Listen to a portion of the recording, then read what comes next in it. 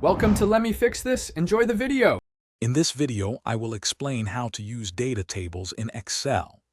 Data tables are powerful tools for performing what-if analysis, allowing you to see how different inputs affect your formulas. They help you explore various scenarios without manually changing values. We'll cover both one-variable and two-variable data tables, showing you how to set them up and interpret their results effectively. To create a one-variable data table, first, establish your main formula that depends on a single input cell.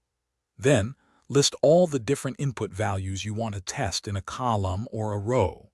Select your entire range, including the formula and inputs, then navigate to Data, What-if Analysis, and choose Data Table. Specify your input cell, and Excel will populate the results.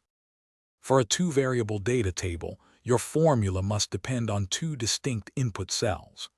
Position one set of input values down a column and the second set across a row, with your formula at their intersection. Select the entire table range, go to Data, What-if Analysis, and select Data Table.